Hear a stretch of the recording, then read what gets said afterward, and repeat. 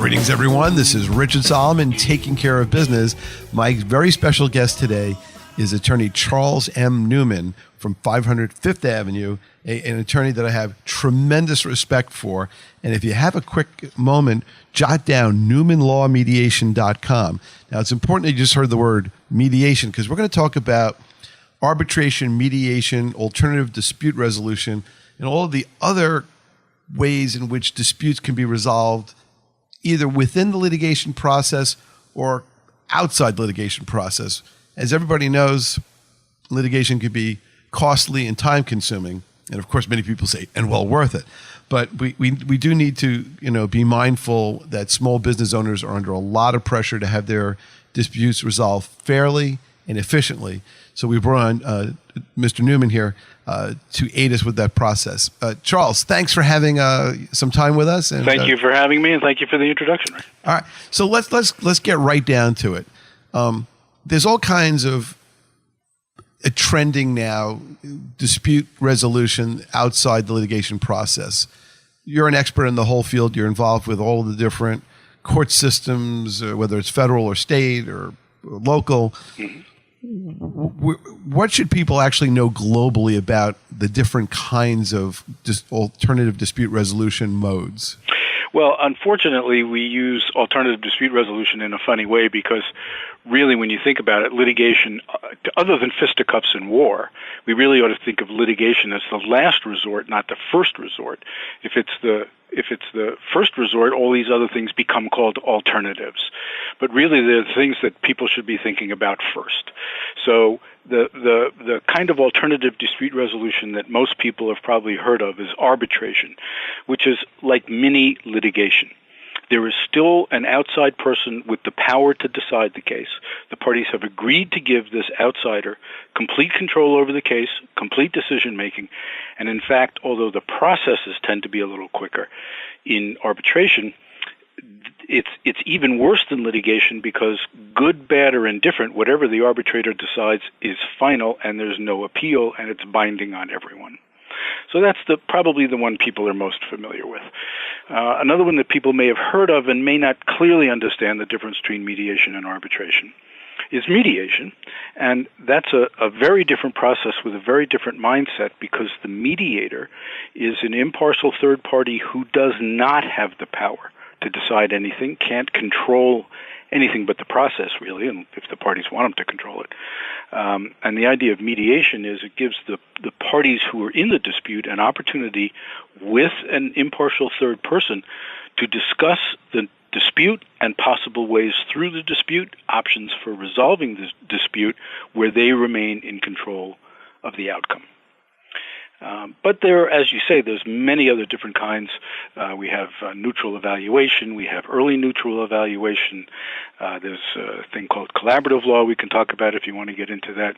And if you start getting outside of traditional Western cultures, like Native American cultures or some Middle Eastern cultures, Asian cultures, there's all sorts of informal ways through tribes, communities, elders, where people can take their problems to an outside third person for help in resolving them. Why have we lost the ability to go to third parties for resolution? Well, why do we feel we have? We certainly have not lost. And as you say, it is a growing trend. I think if you want to get deep into the psyche of Western civilization, why have we decided this? If you go back enough hundreds of years and centuries and maybe millennia, we used to resolve these things with stones. And the strongest man won.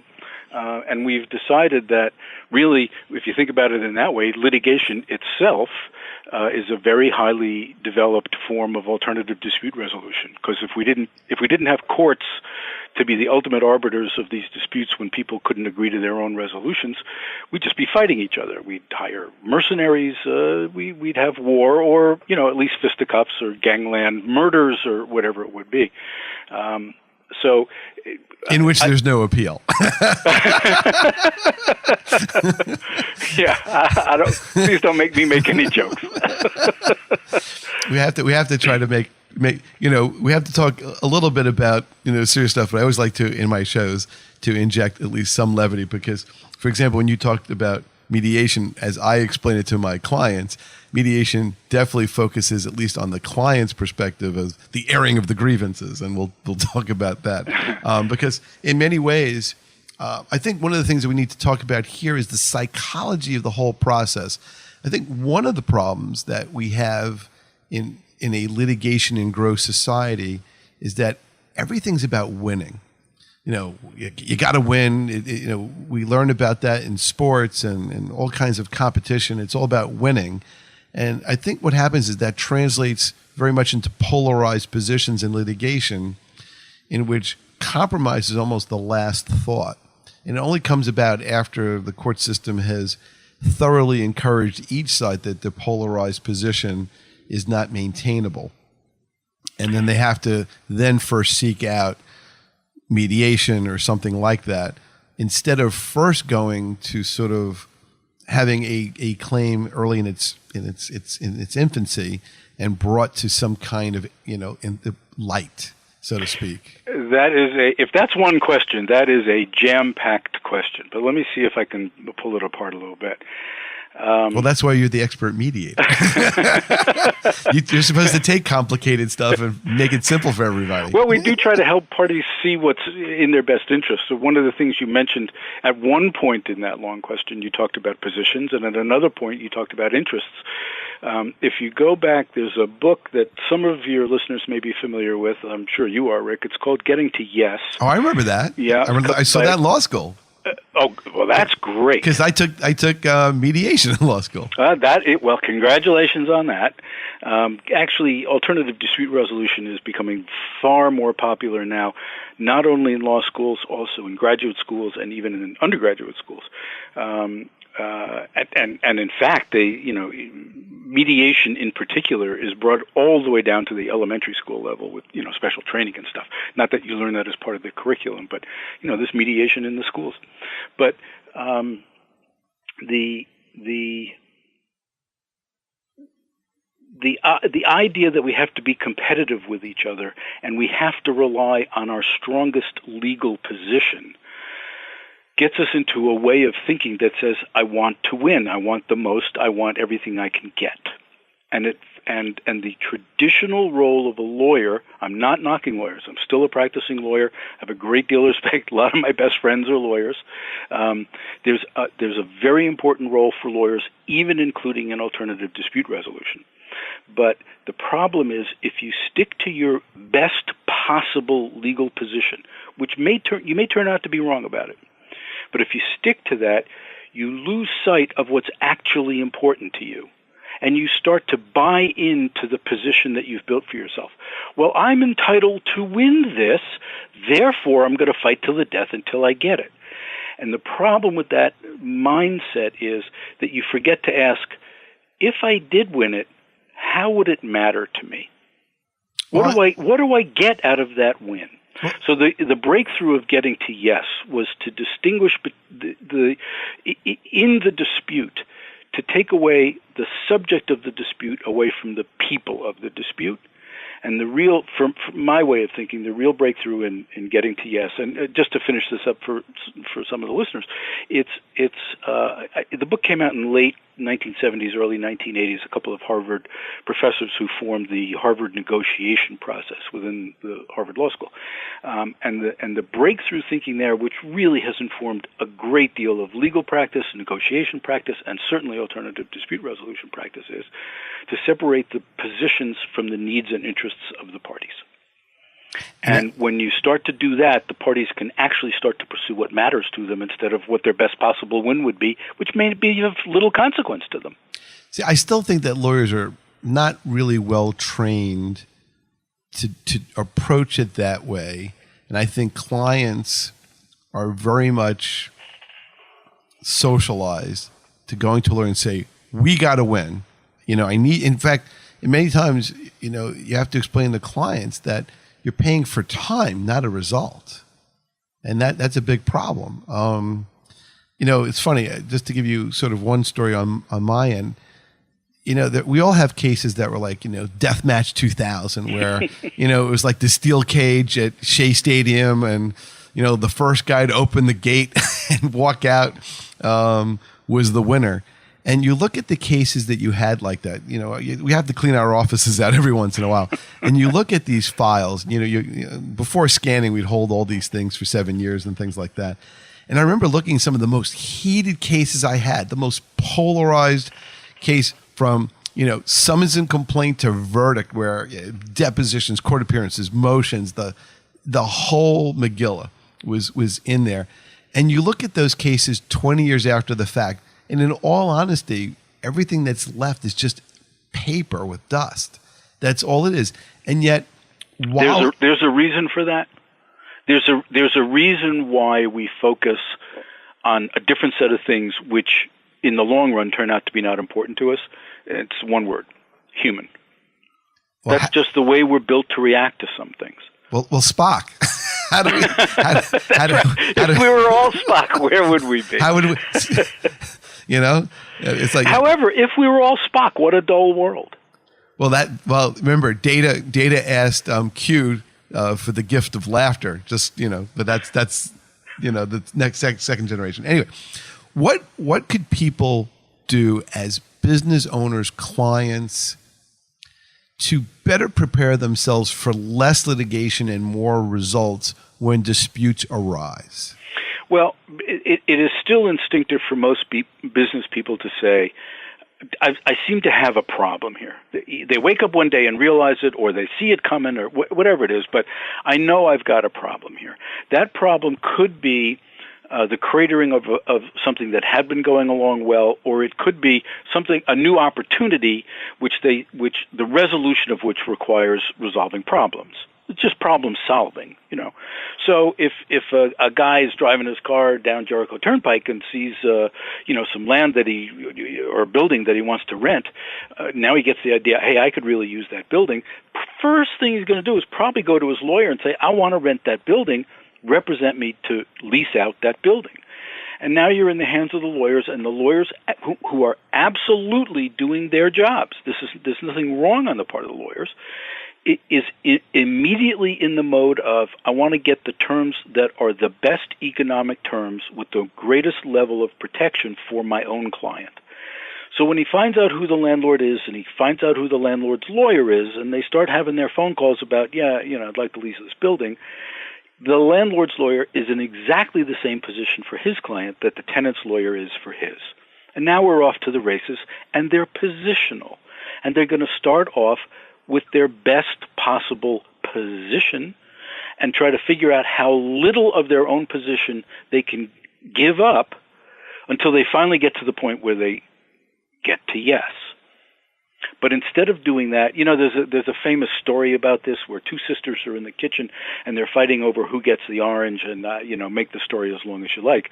But two sisters fighting over one orange, and the resolution of the story, it turns out one sister needs the zest for baking and the other wants the pulp for making juice. It turns out they could have shared the orange from the get-go, but that's not the way they thought about it, because I want the orange, no, I want the orange. Each is trying to get his own best possible result without thinking about what the needs and interests are. The baking sister didn't need the pulp. Was probably going to throw it away anyway, but they didn't have that conversation. The mom didn't come downstairs and say, girls, what are you fighting over?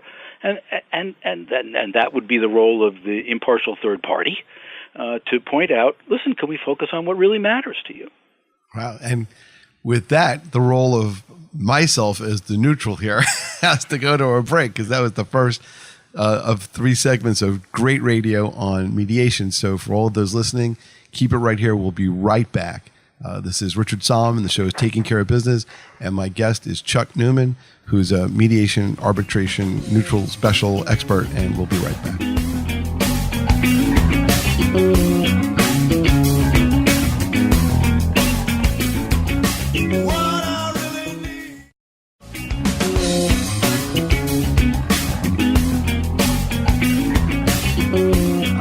Welcome back. This is Richard Solomon. The show is Taking Care of Business. TCBradio.com, and on YouTube it is youtube.com/user/TCB Radio WCWP. We have right now about 70 hours of audio files up on YouTube, and this will be part of our collection after we air a great episode like this one is and will be. We put it up on YouTube for people to listen to when we're not broadcasting on FM. Our guest today is Charles M. Newman, who's an attorney and truly a distinguished attorney. And you can go to his website, newmanlawmediation.com. Before the break, we were talking about separating interest versus position, which is a really interesting concept that people like myself who are lawyers don't really necessarily think about as much as we should. How do we change that? Oh boy, that is a really big topic. And I think one of the keys to changing that is the instructions that lawyers get from their clients. So if you go into a lawyer, and some lawyers have reputations of being hired guns and being aggressive and being nasty and, sharks, however you want to describe them. But if you go into your lawyer and explain, this is my goal, this is the transaction I would like to do, on the one hand, or this is the dispute that I'm now in that I have to work through, and explain to your lawyer, my interest is not getting the best possible result you could craft for me in the theoretical best possible legal brief you could write. That's not what I'm interested in. Sure, you want to tell me what you think the range of likely outcomes is going to be if I litigated this, or how far could I push this contract negotiation without the other side walking away. I'm happy to hear all of that advice from you. But my instructions to you are a little different. My instructions to you are, get me a deal that's going to work for me and the other people involved in the transaction or involved in the conflict. Because if it's not a deal that makes sense to everyone, it's not better than everyone else's alternatives, it's not going to last. Well, I'm not interested in paying you $1 gazillion to getting me the best possible result that isn't worth the extra to me. And I want you to listen to me when I tell you what my goals, needs, and interests are. Well, see, I'm a commercial litigator. What's interesting is I usually come into the scene after the business people have done what they've done, and it's completely fallen apart, and we're at the height of anger, the need for revenge, the need for vindication, the need to feel as if I didn't do anything wrong. Right. And in some cases, we know we did something wrong. There are some people who, well, I entered into a contract I can't afford anymore. If I'm not paying, I know I'm supposed to pay, but I can't. And then we start making up justifications and rationales to ourselves. Well, I've been overpaying them all these years. Right. Oh, yeah. See, the underlying problem that I see is that many disputes are not legal disputes, but psychological disputes or psychological issues, such as, I didn't really hire the right person, or I trusted someone and really didn't verify when I should have, or I assumed A, B, and C, or I was told A, B, and C, and I really didn't do any independent due diligence. So it's all about blame shifting, finger pointing, and then I tend to see, at least in the cases I have, they're really high stakes. Whether people get to keep their tenancies, whether a building will be kept or not. Whether certain clauses were supposedly exercised or expired, whether commissions were due or not due, and many times there's a lot of money on the line on these things, and people feel like I got to win because that $100,000 commission will make or break me, or winning or losing this case. They threw me off the job as a general contractor. It was without cause, or there were delays, and I've suffered, and now my business has suffered, or the bonding company's going after me. And if I don't win, I'm toast. So I get. Can I offer one thought right there? Because a couple of paragraphs ago we were talking about both transactional situations where people want to enter into a deal, but to do it on terms good for themselves. What you've been talking about, Rick, and you're absolutely right. It may be the better part of your practice, but for whatever the reasons, we've focused in this last part of the paragraph on disputes that have already arisen. They can be make or break. They can feel like life and death. They're absolutely very strongly different. I've noticed over the years that the difference between a transactional lawyer, a guy who's doing a deal for someone who wants to do a deal, or a lawyer, a guy, woman, whoever it is, when a lawyer is doing a transaction, he or she can't get his client off the phone. If a lawyer is handling litigation, the lawyer can't get his client on the phone. Very, very well put. The litigation is yesterday's problem. The business person, or it may not be a business situation, could be any kind of situation, but the person who has the dispute is trying, if he's well adjusted, is trying to get on with his life. He's trying to go to the next deal. He's trying to do the next thing. He's trying to be active in his business life, in his personal life, in his social life, and the litigation represents yesterday's deal gone bad. Sometimes it's not a deal at all. Sometimes, it could be a traffic accident or some other kind of personal injury or something.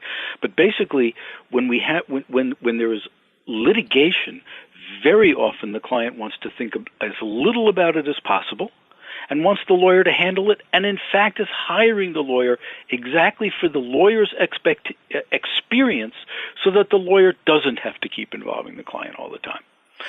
That's understandable. But in a mediated situation, in this respect, it's a little bit harder for the client. I think it's a better result for the client if a case can be mediated. And not all cases can. But if a case can be mediated, it requires much more of the client's attention, much more creativity.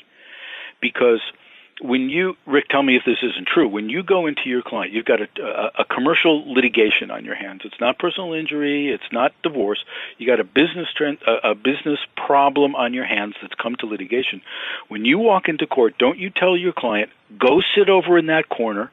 Don't open your mouth. If the judge asks you any question, answer with one word only and think very carefully before you open your mouth. I'll handle this. And that's what we're trained to do. Oh, yeah. That's what we're expected to do. That's what our own clients want us to do. Mediation is very different from that. The parties are way more involved. The way I do mediation, some mediators are different. The way I do mediation, I much prefer the clients to be as active as possible because this is their problem. It's not their lawyer's problem. Their lawyer's job, when we say lawyer, there are many actually synonyms for lawyers, but a couple of the common ones are counsel and attorney. An attorney, the derivation of the word attorney comes from to stand in the shoes of. That's the attorney as the gladiator. That's the attorney as the litigator. That's the attorney who tells his client, the best thing you can do right now is sit in that corner and keep your mouth shut. Watch me do battle for you. And I'm going to fight with the other lawyer in front of the judge. That's what an attorney does. But another synonym for lawyer is counselor or counsel. And in that role, that's the role the lawyer has in mediation. Not to fight with the other lawyer, make sparks and make waves and look like he's strong. The role of the counselor is to advise his own client about potential outcomes, range of potential outcomes. What would happen if you don't come to a resolution here? That was another concept that came up in that Harvard book, Getting to Yes, the BATNA, the best alternative to a negotiated agreement. Well, and to me, when lawyers come to mediation trying to be an attorney instead of a counselor is where it takes a little time to bring the lawyer along. Well, let's talk about your personal philosophy in mediation, because at least I like going to mediation for a lot of reasons. One of which is to give the clients a taste of a different perspective. Right. I mean a different professional opinion about something? No, just a different perspective. They go to court, they see what courtrooms are like. They know that they wait around for a very long time to have a 3-minute transaction I actually am one of the few people that brings my client to almost every event. I bring them to PCs, preliminary conferences, and compliance conferences, and everything, because I think they need to see everything that goes on. They need to see what the system is like. I don't want their first time in a courtroom to be the trial. I want them to have their faces seen by the court people. That's a good idea. I want the court to know that my clients actually come with me with their calendars. So we schedule things. We actually have coordinated things that the client's face is not indistinguishable from the crowd. It's not that they're regulars in the courthouse, because you don't want that either, because then you're perceived as sort of a difficult, litigious person. But my personal philosophy is schlep them to everything. They need to see it. They need to be a part of it. They need to understand the jargon, the timing, the weighting, the atmospherics, the whole bit. But what I also need them to see is the mediation process, because that's the first time somebody will actually listen to their entire case who's not a polarized advocate either way. Mm-hmm. Sometimes I try to do 4-way conference calls. Mm-hmm. We get everybody on the phone, because I try to be a vessel of resolution, because that's always the best interest of your clients. But a lot of times you get on those 4-way conference calls, it invariably spirals out of control, because there's no referee or neutral. Well, not invariably. I like to do. Can I give you an example from another part of my practice? Sure. I also do divorce work. It's historical reasons why I'm both a commercial litigator and divorce lawyer. And when I went into mediation, I'm also a commercial mediator, divorce mediator. I also do community mediation and all kinds of different kinds of ADR things. But excuse me, the example I give is that when a client take it even a step further, a step earlier, I should say. I'm in the first consultation with a client, and they want to know how much is this going to cost. And it's, I charge on an hourly rate. It's a perfectly reasonable question for someone to say how much is it going to cost. And I say something like, it all depends on how cooperative your spouse and your spouse's lawyer is going to be. You just have to hope that your spouse gets a good lawyer. And I mean that absolutely seriously, and the client usually is, or the prospective client is usually taken aback by that. Wait, you want my spouse to have a good lawyer? Of course, because another good lawyer and I are going to know exactly where this case is going very early. We're not going to play games with it. We'll get you divorced quickly and efficiently. This comes as a shock to people that good lawyers would actually behave that way. And then now the case has started, that client has hired me, and let's say that we have terrible nomenclature in divorce cases, but let's say that client is the one who has the more money, and we call that the moneyed spouse. A moneyed spouse, yes. When I have the moneyed spouse, I apologize for the terms, one of my first phone calls to the other lawyer is, how many years of bank returns do you want? How many years of credit card statements do you want? How many copies of investment account statements? What kind of, do you want them on paper or CD? And I know whether I'm in for a long ride or not if the other lawyer, depending on how the other lawyer responds to that. Sometimes the other lawyer says, "Why are you offering me that? That's what we're supposed to be fighting over." And I say, "You just won. You're entitled to have that. Your client is entitled to know that. If we're ever going to work out a deal here, your client must know that he or she has all the same information about the finances that my client does." I can't say that if my client is a titan of industry and he understands, balance sheets better than his or her spouse does, okay, we'll get some help to make sure the spouse understands it all. But my point is, let's be as cooperative about this as we can. And to tie this into what you were saying before about 4-ways, as early as I can, unless I think that there's something special about my client, or my client has described something special about his or her spouse, I like to have 4-way conferences, even in matrimonials, as early as possible. Many lawyers don't, because they're exactly afraid of the emotionality of it.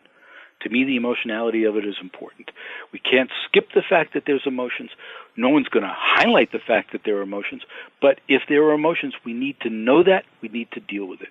And mediation is by far the best way to deal with emotions in a divorce.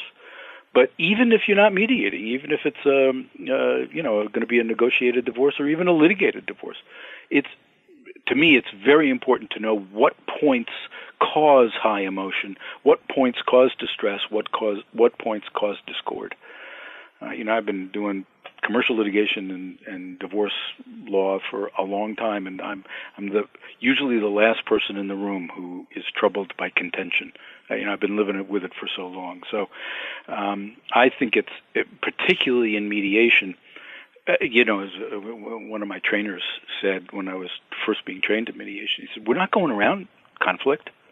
There's no point in that. There's not going to be a resolution, no matter what the numbers are. There's not going to be a resolution if you have avoided conflict. The point is to help these people work through conflict." Yeah, well, see, the problem is I think that's why the airing of the grievances is important, because you have to express the conflict first before you could actually work through it. And I different mediators have different level of comfort with that. And I'm on that edge where it takes a lot before I get uncomfortable. But and it certainly can happen that at any one particular meeting, as a meeting you could have anywhere in any context, any one particular meeting could blow up over a particular exchange of words or a dirty look or someone pushes someone's buttons. I don't mean to minimize that can happen, but. First of all, part of what we learn in mediation is how to handle those things when they do occur. But to me, it's extremely informative.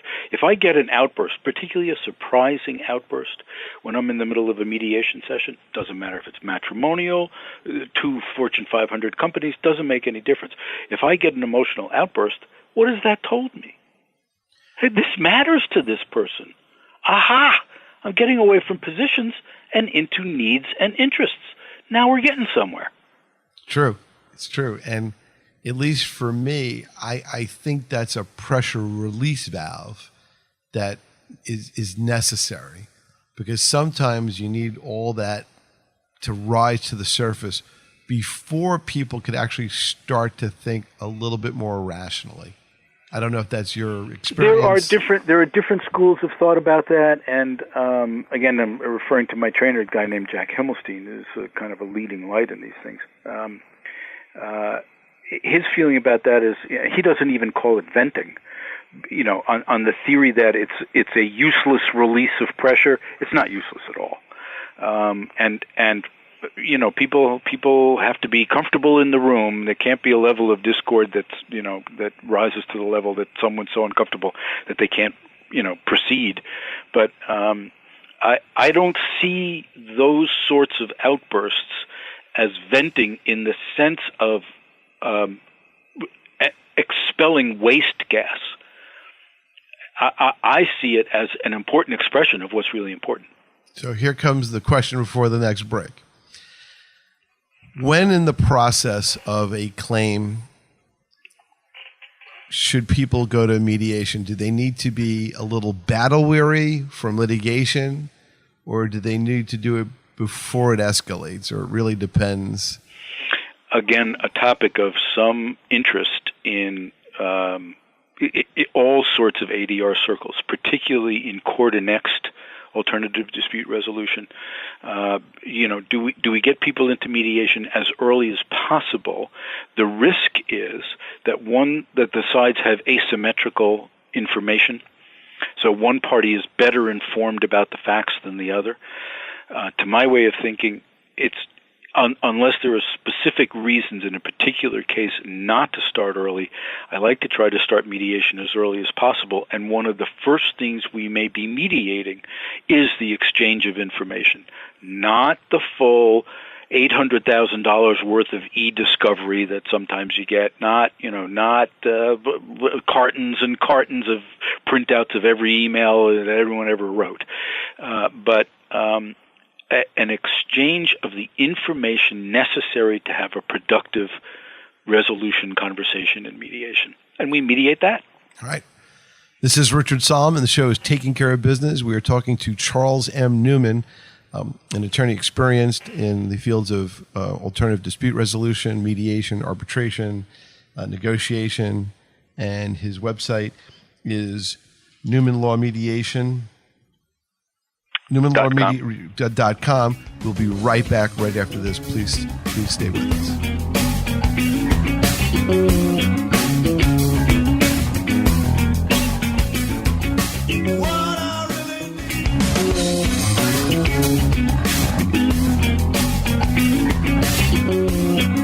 All right, welcome back. Richard Solomon, Taking Care of Business. If you'd like to send an email to our show, on any show, including this one, you can send an email to tcbradio, wcwp@yahoo.com. We get inquiries from all over the world, and we try to answer each and every one of them. And people also call the station, too, 516-299-2683. And they take messages. And if you have a question, you're driving, and you wanted to ask the guest a question, you can always send us an email, and we'll forward it along accordingly. I'll be happy to. All right. So let's talk about how to be effective in mediation. What should lawyers and their clients do as far as preparation, materials ready for the mediator? Okay. The mindset. And again, this is related to your last question of, what stage, or one of your recent questions, what stage is a good time to mediate? So let's assume there's a dispute, there's a known dispute, we know what the nature of the dispute is, maybe it's in court, maybe it isn't, but now it's either been referred by the judge to a court, or the parties themselves with their lawyers' input have decided, okay, let's mediate. To me, the most important thing is for the client to sit down with his own lawyer, his or her own lawyer, and work out, it goes by different names, mediation statement, mediation memo, whatever you want to call it. And that document it is not a legal brief. Remember, the mediator can't decide anything. You would hope that your mediator knows a little something about the law, because that tends to lubricate things and, can help the parties think through what some of their issues are. Not that the mediator is giving any legal advice, but, sometimes some parties find it an advantage for the mediator to know the area of law that's involved. But that's to lubricate the conversation, not because the mediator is going to give any answers. So that mediation statement can be 5 pages, 8 pages, 10 pages would be a long one. And what I like to do is, when I'm asking for those, is to ask the lawyers.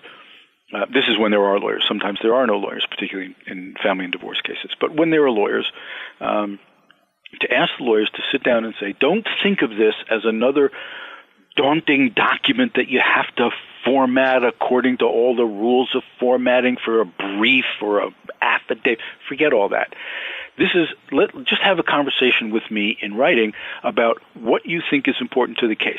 You want to spend a little time going over the history of the facts, just touch on what I need to know in order to have the conflict in context.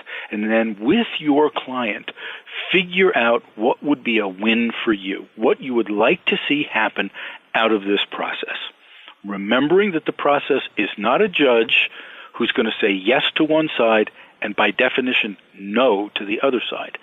This is giving a statement so that someone who is going to help all the sides, usually it's 2 sides, maybe it's many sides, but an impartial person whose job it is to help the people in the dispute have a conversation about it in a way they haven't been able to have it before. There are some people who hear that and say, oh, that's gobbledygook, that doesn't mean anything. And my answer to that is, just try it. It's remarkable what happens when the parties are talking that way. But the preparation is simply to get your head in the mind of, I'm looking for a resolution that is going to make sense for everyone around the table. Because I can't get my best win here. My best win is uncertain. My lawyer's already told me that he only has an X% level of confidence that I could win every single thing, and only a Y% confidence that I could get something even less than that. So I really need to understand that everyone around this table is looking to find a solution that works for all of us. Well, and sit down and write that memo between lawyer and client together.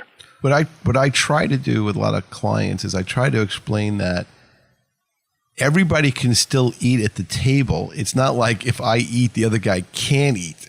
And I'll say, look, what we really want is one rising tide to float all boats. Well, your clients are well served, Rick.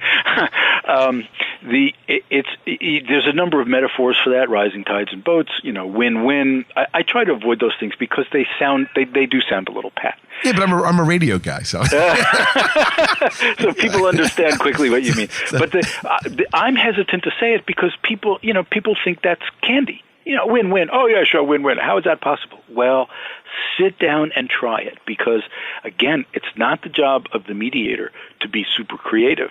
It's the job of the mediator to bring out the creativity in the parties. And all I can tell you is in almost every mediation, the parties come up with ideas that I didn't think of, I would have thought were wrong. If I did think of them, I would have rejected them because they didn't make any sense to me. But to the parties, they make a lot of sense for reasons, that could go back for decades or because of another business deal they want to do that I've never heard about. There could be a million reasons. But the point is to get the parties' buy-in because the parties understand we had a problem. It's a thing we shared. We both had the same problem. Can we work together to resolve the problem? And to my way of thinking, the role of the mediator is to bring out their creativity, not to come up with the right idea. This is very hard for lawyers. I sometimes help in the training when lawyers and other people train to become mediators. I help out in those trainings sometimes. I have learned, actually this is something that was told to me by a different trainer, a guy named Sequoia Stolder, wonderful trainer, wonderful mediator, who pointed out that for lawyers, the hardest thing to remember is we're no longer supposed to be the smartest person in the room. For our entire careers, people have paid us to be the smartest person in the room. But that's not our job anymore. We're not supposed to come up with the answers. We're supposed to help other people come up with the answers. Well, it's funny because a lot of times what I say is, look, I'm not the shell answer man here. Well, there you go. Somebody else today at a conference I was, somebody said, if you're the smartest person in the room, you ought to go to another room. So what can people do to be more effective in this process, either as the client or the lawyer? Okay. So the lawyer's head has to be as a counselor, not as an attorney. And sometimes it's very hard, particularly for very, very capable, very ethical, moral, strong, upright, all those Boy Scout things. It's very hard for a lawyer to forget. A lawyer who's been litigating hard all his life, it's hard to remember that we're not just attorneys, we're not just a gladiator in the room, we're also counselors. We're supposed to be giving the advice our clients are asking for, or the advice our clients may not be clever enough to ask for, but we're supposed to, give them our thinking about it. The lawyer should be telling the client what his range of options are. He should be telling the client whether he could or could not get a certain result outside of the mediation, but he should never, particularly in mediation, but really never, should never be telling the client, this is what you should want. Right. What the client wants is up to the client. Right. Again, that gets somewhat back to the difference between positions and interests. Well, here's the question. I've always felt that going into mediation, I like to sit back, let the mediator to take control and let the clients really delve into the process, because that's the first time that I could sit back and let the client speak for themselves, because the truth is the person who's going to know the facts the best were the clients, because none of the lawyers were there for the most part during the quote occurrence. Well, in a lot of commercial mediations, you are in the minority. I'm happy when lawyers do exactly as you're describing. I tell lawyers before the first mediation session begins, and then I repeat it in the room with, when we're first gathering, I repeat it in the room for everyone, lawyers, clients, everyone who's there to hear, that as far as I'm concerned, the lawyers have their role. In the courtroom, we know the lawyers are going to be doing the talking. We know. That's fine. Okay, not a problem. So far, that hasn't worked for you. And we're trying this mediation thing instead. So can we try this in a different way where the people who care are the people who are talking? The people who will be affected by the outcome are the people who are expressing themselves.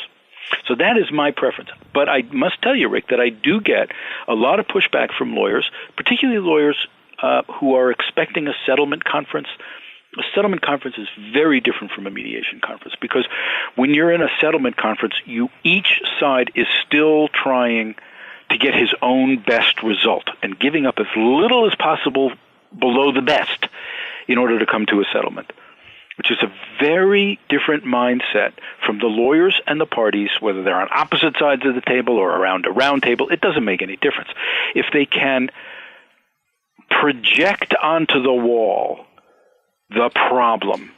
Here's the problem. Here's the dispute. It's up against the wall over there, far from all of us. And we're all turning in our seats to look to our sides to see the problem on the wall. It's one problem. We all have that problem.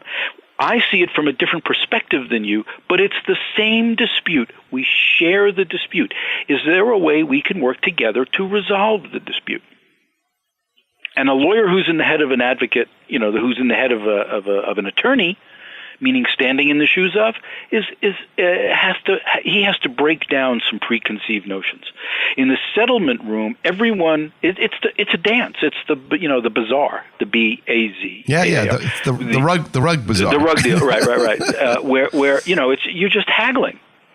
And when I mediate, particularly it happens in commercial mediation, they're very, very experienced lawyers. Some of the courts through which I do these court-annex mediations or in private mediations, they tend to be very sophisticated lawyers who've been litigating for a very long time, and they know exactly what the judge's law staff is going to do in order to try to have a settlement conference.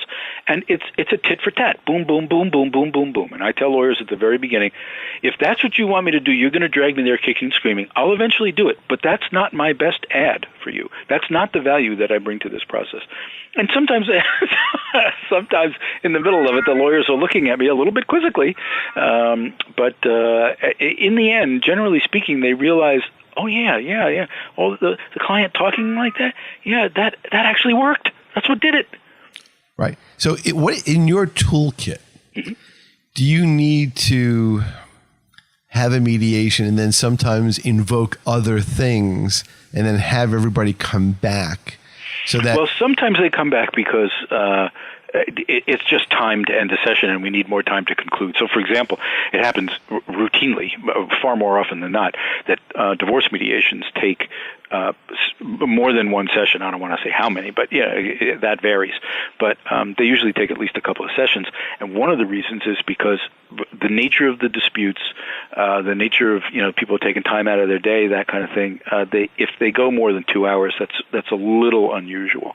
In commercial mediations, it's you picture those labor arbitrations. Again, not arbitration and mediation; those are two different processes. But if you think of those situations where they sort of stop the clock and they lock people in the room and no one gets out of here until we have a deal, that kind of thing. Sometimes that happens and the clock either becomes your friend or your enemy. But sometimes, an individual commercial mediation session can, go on more than 12 hours. Right. But what I'm saying is sort of like this. The people start the mediation process and then as part of your toolbox, is it you send them out for a summary jury trial or you do something to soften them up? Oh, a different kind of process. Yeah, and then you bring them back saying, okay, now that you've gotten a taste of what you think was, the future, and now everybody realizes that the future is not as bright either way, can we now get back to...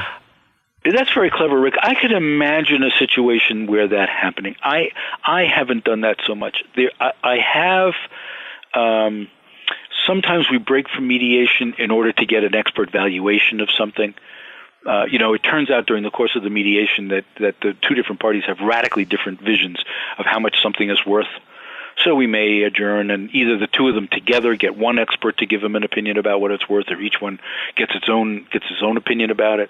So there's and you mentioned earlier neutral evaluation. That's another form of alternative dispute resolution where the neutral is giving his own best guess of the value of something or his best guess to a specific way a judge would rule on a particular legal question.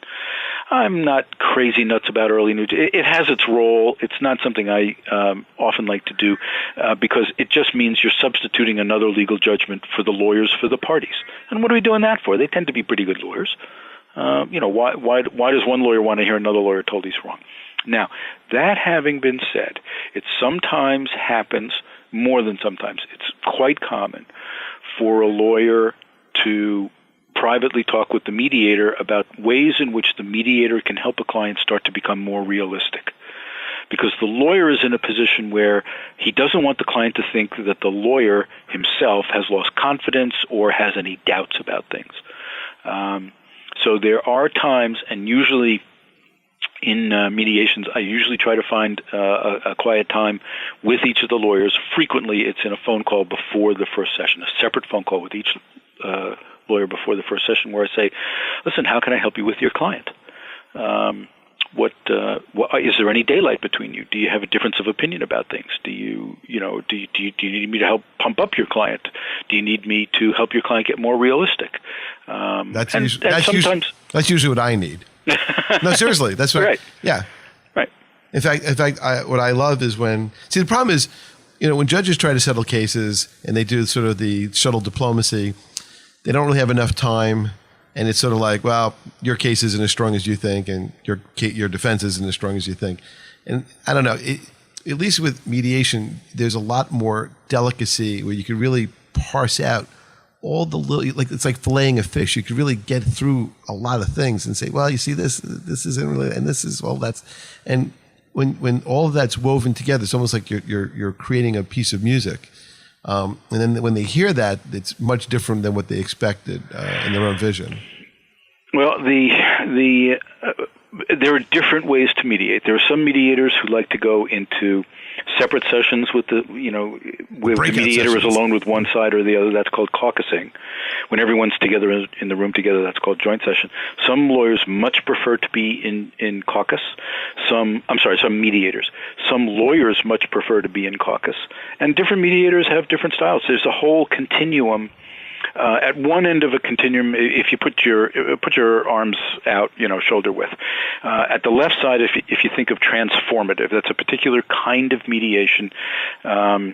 It is a very highly developed 20-year-old theory about what mediation is all about, but it's kind of on the side. That's not where I am. But if you move between the two hands, so now we're moving a little bit from the left to the right, there's a mode of facilitation or a kind of a category of mediation called facilitative, which is explicitly focused on trying to keep the parties looking at ways to resolve their particular problem and helping them find the ways to do it rather than imposing an answer on them. Now, as you continue along that continuum toward your right hand, there's evaluative, which is where the mediator is starting to say, geez, do you really think you could win that argument? You tell me you think a golf ball is worth $30, those kinds of conversations. And toward the right-hand side is called directive. And meaning no disrespect, meaning a great deal of respect, in fact. That's what a lot of retired judges do, because retired judges who may have been on the bench for 30 years are very familiar with making decisions, very familiar with the ways in which they come to a conclusion and how much how they would evaluate a certain thing. And they don't forget that when they go off the bench. And a lot of people prefer that sort of directive. I want a retired judge, a guy or gal who was on the bench 2 weeks ago. I want to go back to that judge and have that person without all the trappings of being in court. And the public nature of court proceedings, that's another very big difference with mediations. They're entirely private and confidential. But I want to get a retired judge because I want that judge to say, are you crazy? This is the way the case comes out. Do you agree to that or not? That's on the right-hand side of that continuum that I was talking about. That's called directive. All right, with that, we're way out of time. So we will continue this on YouTube. So this is Richard Solomon. We'll see you next week. Thanks for listening. Newman Mediation Law, NewmanLawMediation.com.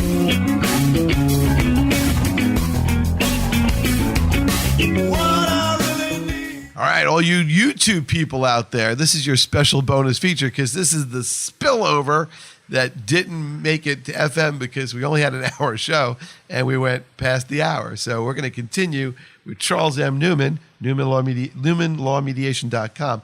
We're talking about all the different kinds. Rick, we did save the best for last, right?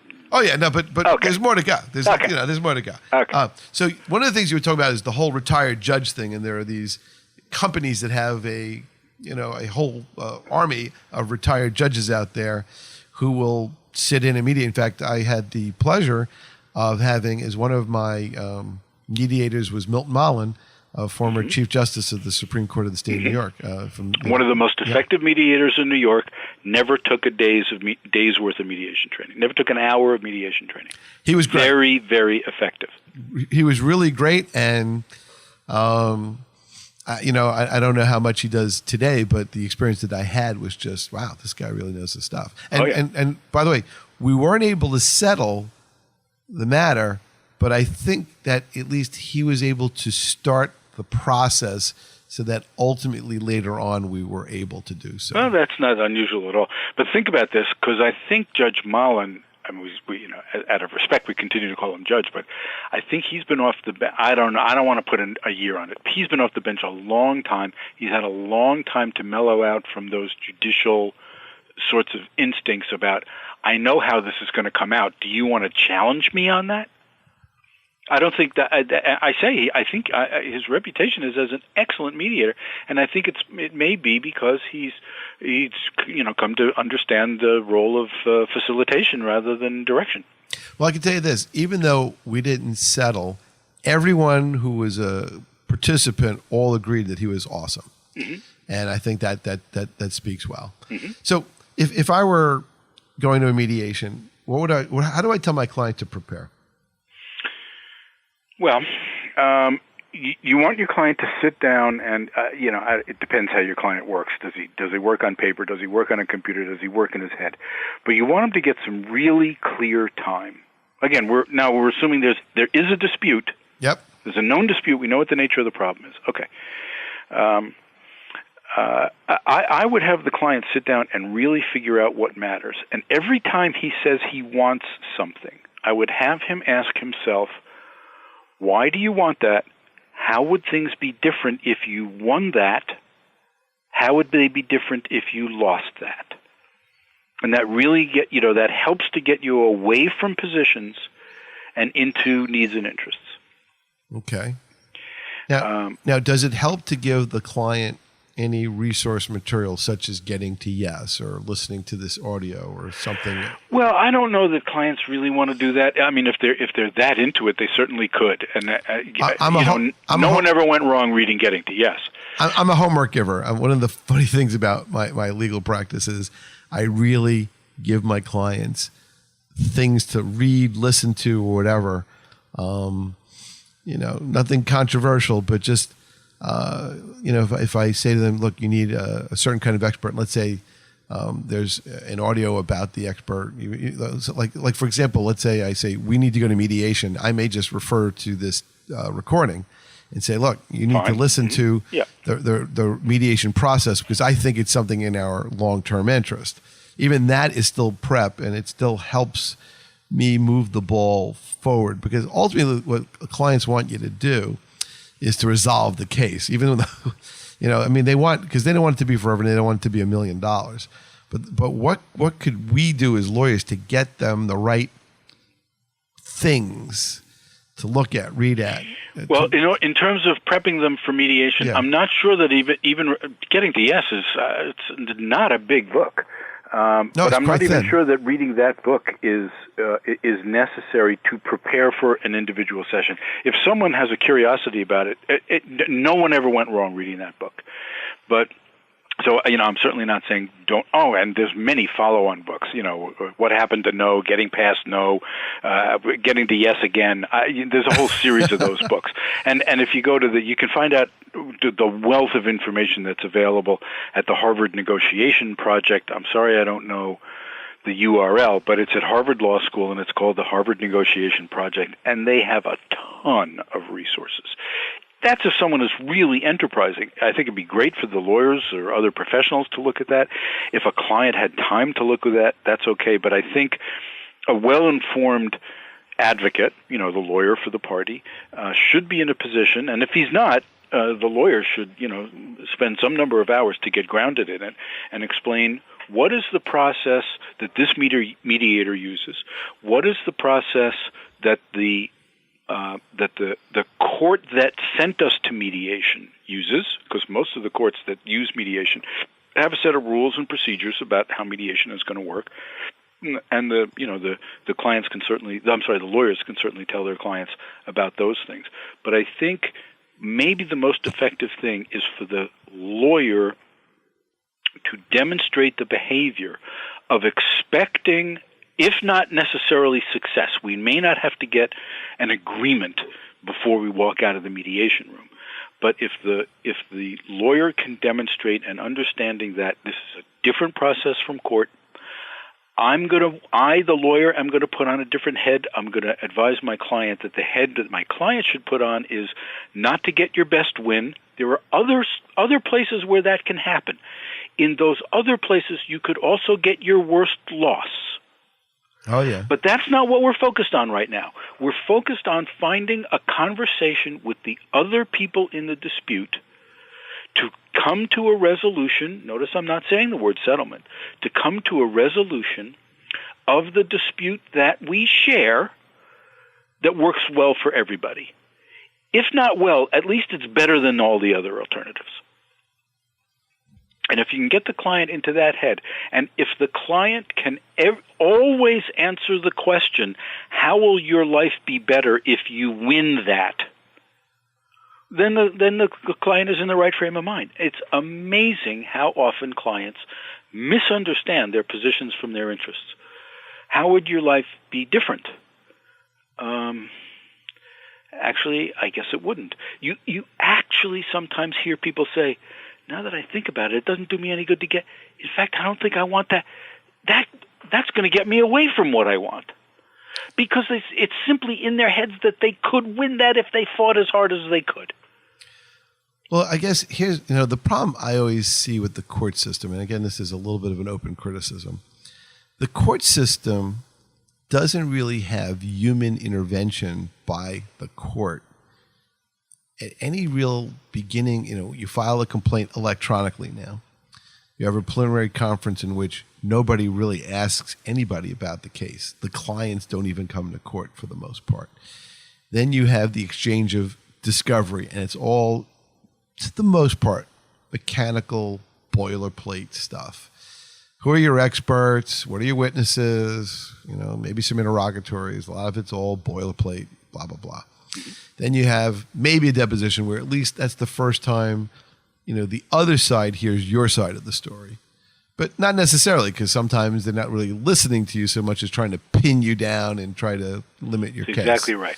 You describe a deposition that way. I hope some of your listeners understand what we're talking about when we do that. But that is a session under oath where, in effect, it's like cross-examination, where one lawyer is asking the witnesses of the other side ostensibly to learn about the facts within the knowledge of the other party. But really what they're trying to do is lock in their testimony so they can never testify in a different way in case the dispute ever goes to court. And to capture quotable quotes that you could read in trial to the detriment of your opposing party. Exactly right. So and what, Rick, when you prepare your own client to be deposed by the other lawyer, don't you say things, the analogy of telling your client to go sit in the corner of the courtroom. Don't answer anything that isn't asked. Never answer more than exactly the question was asked. If you can answer in one word, do. Wait 3 seconds before you answer anything to make sure you've heard the question. Volunteer nothing. Right. That's a completely different mindset from what happens in mediation. The mediation session is utterly confidential, no matter where you're doing mediation. And the reason, one of the main reasons that mediation is confidential is to encourage openness. And if you want to call it that, spitballing, brainstorming, so that we can just let it all hang out. And at the stage, this stage comes much later, by the way, but at the stage of trying to generate options, that's after you've done a lot of preliminary work. But basically, after all of the facts and all of the needs and interests have been expressed, if you can, you try to generate these options. And generating options, you want people to go crazy. just come up with all kinds of things. Don't filter yourself. Come up with anything. And sometimes really amazing stuff comes up when that happens. Well, see, that's the thing. See, lawyers unfortunately don't think creatively. I'm going to take exception to that. They don't think creatively enough. Well, they're not in their clients' businesses, and they're not in their clients' lives. The clients are in the greatest position to be creative about their businesses and their lives. No, all true. And maybe that's why mediation can create an atmosphere in which the exchange of information can lead to the development of creative ideas. But anyway, what I was saying before was about the court system is that the only place I really found right now in which something good happens, at least with the court system, is some of the commercial division judges in Manhattan will refer you to mediation. And then you have the court annex mediation projects. And then people like yourself come into contact with, attorneys like us. And then cases are actually heard and processed much more than in other places, or either when you're not in the commercial division in Manhattan or you're just in other counties. And I really think that cases would move so much faster if it was done differently. You go a lot of times, like even in the commercial division in other counties, I won't name any of them, when you first sit down after the preliminary conference, after the compliance conference, after the depositions, someone will say, all right, what is this case about? What have you done to settle? And there's really no exploration in any depth because the court's overwhelmed. Well, that's it. You started to mention some difficulties in trying to get the attention to the parties and the facts from the court. And the truth of the matter is, everyone in the courthouse is well-intentioned, but they are badly overworked for the amount we ask them to do. It's not as if they're trying to do a bad job. They're trying very hard to do a good job. In the vast majority of cases they do, but it is a system designed to give very little time to each case. In mediation, including court annexed mediation, in other words, where a judge says, okay, your case is before me. If you don't resolve it in mediation, you're going to come back to me. But first, go try some mediation for a while. It doesn't stop anything from what's going on in court. At the same time the courthouse procedures are going on, you're also mediating. And, excuse me, the time that an individual mediator has, whether they're hired privately, hired through one of the ADR organizations, or annexed as part of a court annexed panel, that mediator has functionally infinitely more time than the court personnel does. Because, if the mediator has 4 hours and the court personnel has 10, there is guaranteed nothing you can do in 10 hours. And in 10 minutes, not 10 hours, 10 minutes, there's nothing you can do in the amount of time that, the court's hearing. The court's got 28 cases on the calendar before lunch, There's just no possible way they could handle everything that they have to handle. And be able to give the kind of in-depth knowledge about the case and the parties that a mediator can, because he's doing them one by one. Is there some effort going underway in the court system to maybe have some ancillary help in the form of more mediation and things like mediation programs? Yeah, there are a number of programs going on. The courts are very attuned to this. They're very eager for mediation to be successful. They're very eager for the judges to respect it. They're very eager for the lawyers to respect it. They're very eager for the parties to respect it. The court staff, I'm not even talking about the judges now, the behind-the-scenes staff that the public never gets to see are highly dedicated, working very hard at trying to figure out the best ways to get justice for the people who use the court system, whatever that means. And they're experimenting with things. So, for example, you mentioned, Rick, the commercial division of Supreme Court, New York County. Okay, for people unfamiliar with it, they're going to find it odd, but New York State has 62 Supreme Courts. The highest court of general jurisdiction in every county is called the Supreme Court. And then we have courts above the Supreme Court. That's just an oddity of our court system. But in New York County, Manhattan, it is a very important, very sophisticated commercial courthouse, and there's a commercial division where cases of a certain business quality and size are, at the option of the parties, sent to the commercial division, where they get the special attention of clerks, judges, systems that are designed to expedite the sort of complex and dollar-weighty matters that can go on in Manhattan. The commercial division of Supreme Court New York County has an ADR program.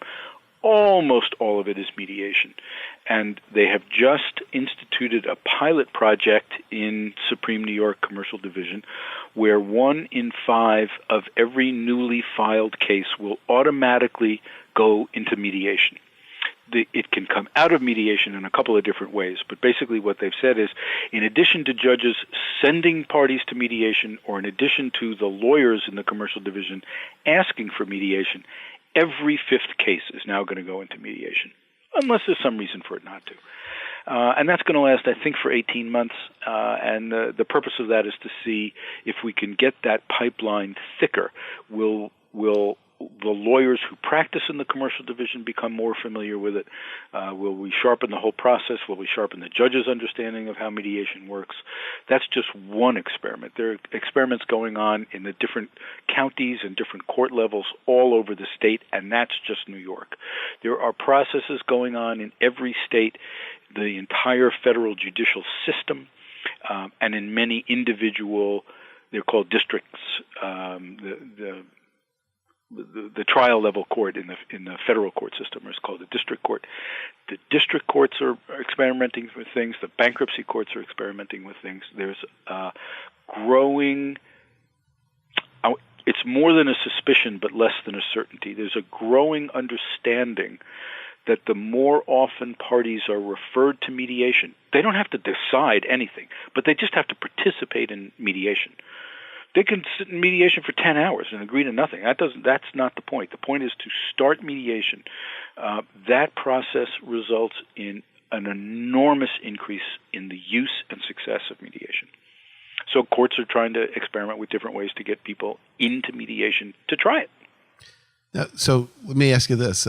In terms of the training, because you seem to go to a lot of training, and what could someone who's so experienced like you actually learn that's new, and what actually surprises you? Rick, aren't you a lawyer because you learn something new every day? Yeah, but I learn more about my clients' businesses than I do about the legal process. That's interesting. That's true, too. That is true, too. But I wasn't trying to be cute about it. I think that a lot of people in cerebral businesses of any kind. It doesn't have to. It could be trades. It could be businesses. It could be trades. It could be professions. Part of it is that we're always learning. And if we didn't think we could learn something from someone, it's the smartest guy in the room joke. You know, if you're the smartest guy in the room, get out. If I thought I couldn't learn something, there have to be people out there I could learn from. Now, is there any effort to try mediation panels where maybe one of the mediators is actually either an expert in the field of the people that are in conflict and or a psychologist to help with the emotional issues? Okay. Far more often in matrimonial than, or divorce and family mediation than in commercial. We sometimes find that it helps to have a neutral who is advising everyone in the process, the parties, the lawyers, and the mediator. So, for instance, if there were a knotty tax question about something, and people had different views or were unfamiliar enough with the tax question to know how it would come out, the whole group could hire a tax expert, come in and talk to us and tell us what this is about. And, if the lawyer disagreed with them, the lawyer could disagree with them. If maybe the party is an accountant and the accountant disagrees with them. But I'm just trying to think of any example off the top of my head. But very often in family mediation, there is expertise that you want to bring in. That could be, for example, a parent specialist. It could be a finance specialist, particularly if there is either neither of the spouses is good with finances and, having trouble understanding dividing a pension and, complicated financial investments, that kind of thing. And the financial advisor can either be a neutral, so he or she is there to advise everyone in the process what his expert or her expert opinion is on the particular financial matters. Or people could hire two separate ones. I want to have my financial specialist, and you have your financial specialist, and we'll let them duke it out. So there's a million ways to do that, but it is not unheard of in commercial and relatively common in family and divorce mediation to have outside experts. Oh, there are, by the way, people who co-mediate. I think I've heard this mostly, I'm trying to think, I think I've heard of this mostly in community mediation. We could talk about what that is at greater length if you want, and in family mediation. And in some of the co-mediation situations where there are two mediators, they're mediating at simultaneously, and sometimes in those situations, one is a lawyer and one is a therapist. I could definitely see how you need to break through the psychological barrier of people in order to get to a resolution. I'll never forget one of the greatest teachers that I came across in the mediation process was Steve Makoff. And I remember I was trying to settle, at that time I was doing an injury case. And he said, sometimes clients don't want to settle injury cases because they need their anger.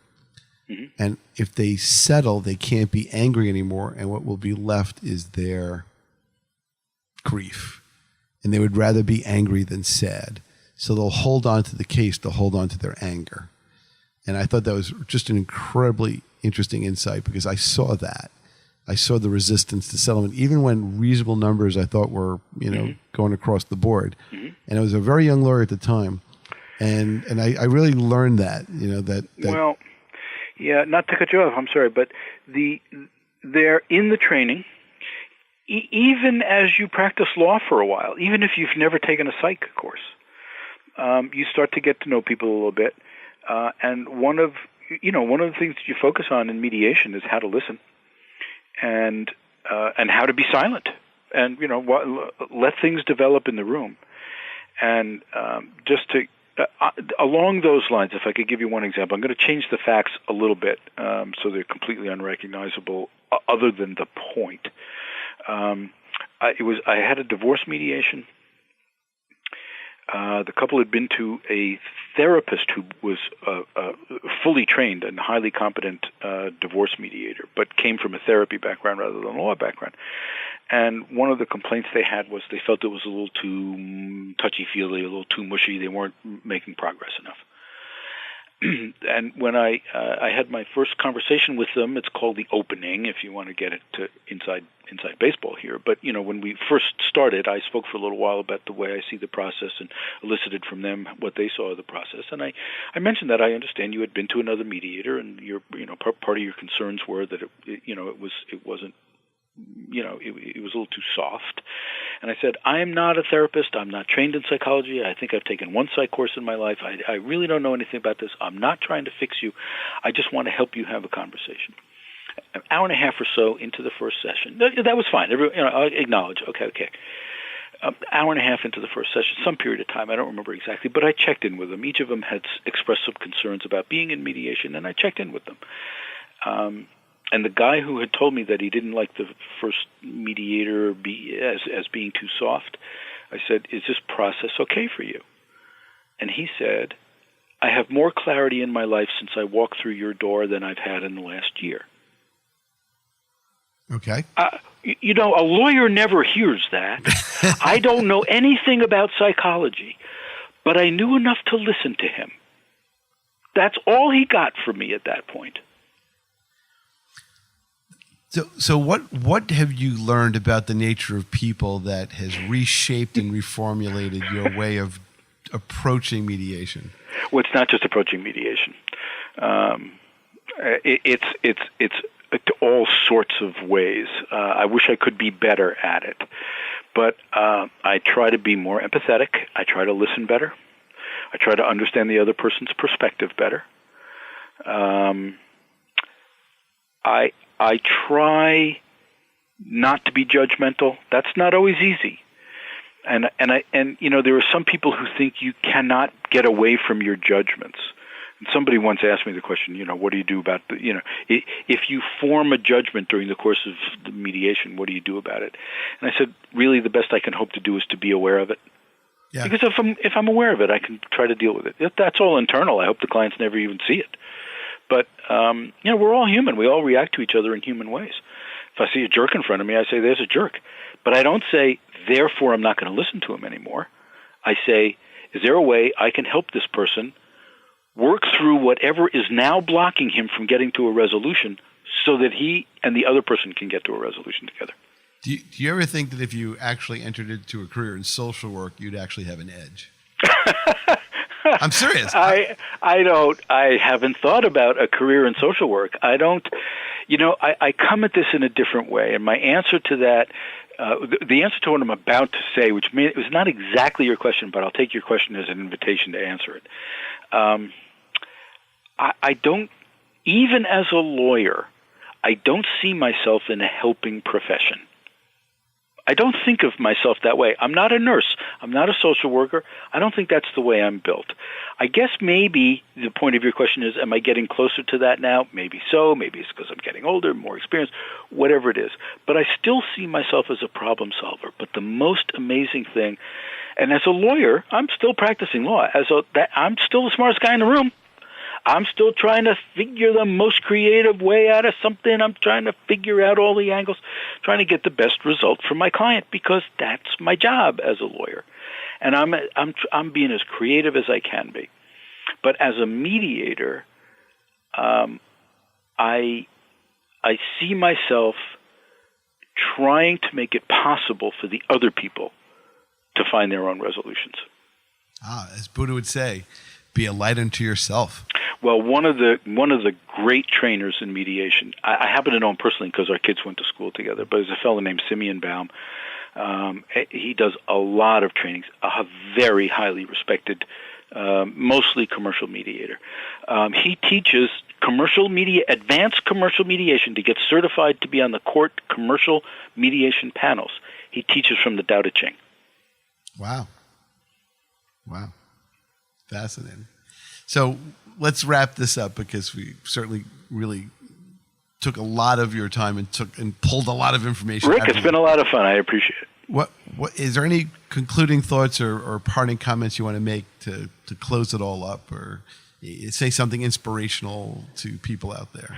Well, if there's a takeaway, I guess if there's a takeaway, it would be if you find yourself in a conflict because there's a dispute about something, or if you find yourself in a situation where you're going to, you need legal advice because you have an opportunity. It's not that you have a challenge, you have an opportunity. I want to lease this building. I want to buy a car. Whatever it is. I want to start a new business.